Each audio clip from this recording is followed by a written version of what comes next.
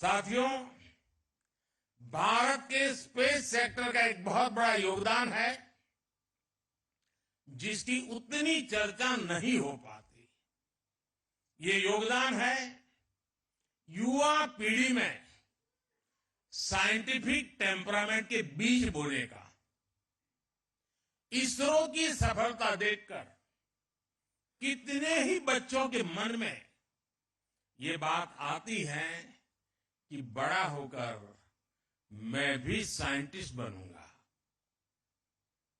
वो रॉकेट का काउंटडाउन, उसकी उल्टी गिनती लाखों लाख बच्चों को प्रेरित करती है।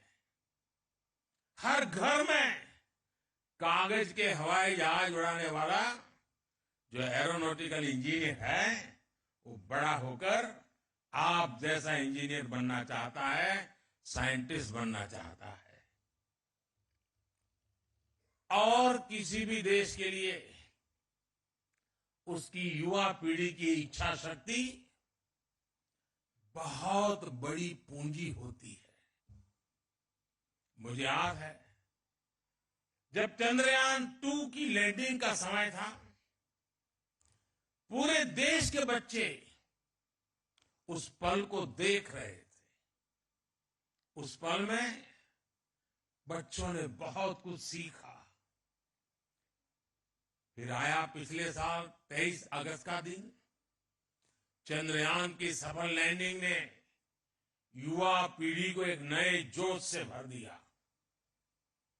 इस दिन को हमने स्पेस डे के तौर पर मान्यता दी है। आप सभी ने देश को अपनी स्पेस जर्नी में भारत को उपलब्धियों के ऐसे एक से बढ़कर एक पल दिए हैं। स्पेस सेक्टर में हमने कई रिकॉर्ड बनाए हैं। पहले ही प्रयास में मंगल ग्रह तक पहुंचने की सफलता भारत को मिली। एक ही मिशन में 100 से अधिक सैटेलाइट लॉन्च करने वाला देश हमारा भारत है। चंद्रयान की सफलता के बाद भी आपने कई उपलब्धियां हासिल की। आपने आदित्य L1 को पृथ्वी से 15 लाख किलोमीटर दूर सुरक्षित रूप से अपने ऑर्बिट तक पहुंचाया है।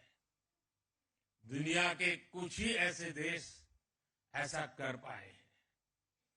2024 को शुरू हुए अभी कुछ हफ्ते ही हुए हैं।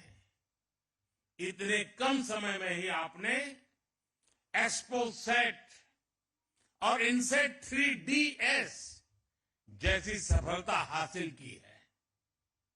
साथियों, आप सभी मिलकर भविष्य के लिए नई संभावनाओं के द्वार खोल रहे हैं। अनुमान है कि आने वाले 10 वर्षों में भारत की स्पेस इकोनॉमी 5 गुना बढ़कर $44 बिलियन तक पहुंच जाएगी। स्पेस के क्षेत्र में भारत एक बहुत बड़ा ग्लोबल कॉमर्शियल हब बनने जा रहा है। आने वाले कुछ वर्षों में हम चंद्रमा पर एक बार फिर जाएंगे।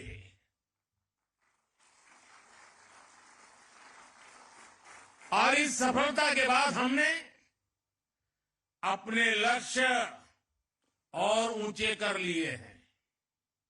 अब हमारे मिशन टेक्नोलॉजी की दृष्टि से और अधिक चैलेंजिंग होंगे। हम चंद्रमा की सतह से सैंपल जुटाएंगे और उन्हें पृथ्वी पर वापस लेकर के आएंगे।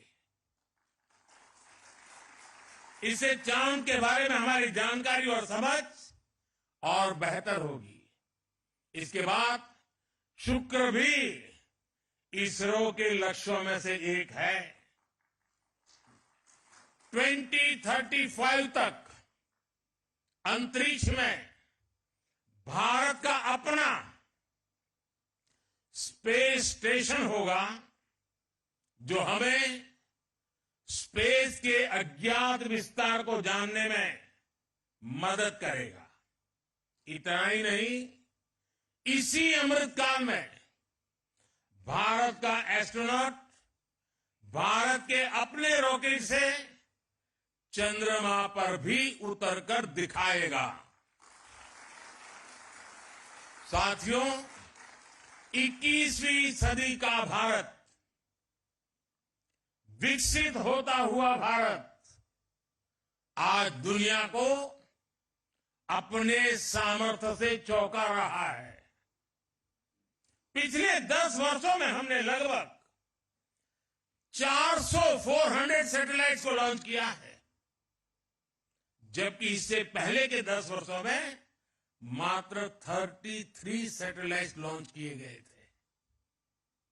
10 वर्ष पहले पूरे देश में मुश्किल से 1 या 2 स्टार्टअप थे। आज इनकी संख्या 200 पार हो चुकी है। इनमें से अधिकांश स्टार्टअप्स युवाओं द्वारा शुरू किए गए हैं। आज इनमें से कुछ लोग हमारे बीच भी मौजूद है। मैं उनके विजन, उनके टैलेंट और उनकी उद्यमता की सराहना करता हूं। हाल ही में हुए स्पेस रिफॉर्म्स ने इस सेक्टर को नई गति दी है। पिछले हफ्ते ही हमने स्पेस में एफडीआई पॉलिसी भी जारी की है। इसके तहत स्पेस सेक्टर में 100% फॉरेन इन्वेस्टमेंट को भी मंजूरी दे दी गई है। इस रिफॉर्म से दुनिया के बड़े बड़े स्पेस संस्थान भारत आ पाएंगे और यहां के युवाओं को पूरी दुनिया के सामने अपना टैलेंट दिखाने का मौका मिलेगा। साथियों, हम सब ने मिलकर 2047 तक भारत को विकसित राष्ट्र बनाने का संकल्प लिया है। इस संकल्प को सिद्धि तक पहुंचाने में स्पेस सेक्टर की भूमिका बहुत बड़ी है। और स्पेस साइंस सिर्फ रॉकेट साइंस नहीं है, बल्कि ये सबसे बड़ी सोशल साइंस भी है। स्पेस टेक्नोलॉजी से सोसाइटी को सबसे अधिक लाभ होता है, सबको लाभ होता है।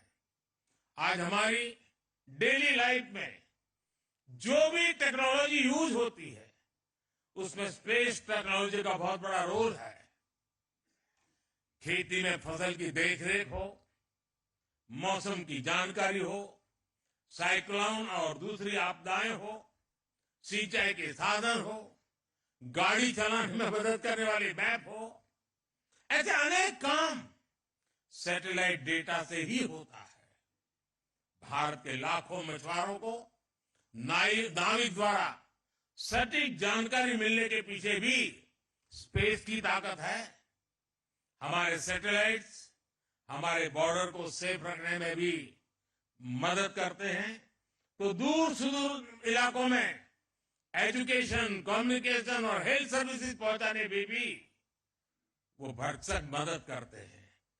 इसलिए विकसित भारत के निर्माण में आप सभी की, इसरो की, पूरे स्पेस सेक्टर की बहुत बड़ी भूमिका है। मैं एक बार फिर आप सभी को अनेक अनेक शुभकामनाएं देता हूं। 3 गगनयान को विशेष रूप से 140 करोड़ देशवासियों की तरफ से शुभकामनाएं देता हूं।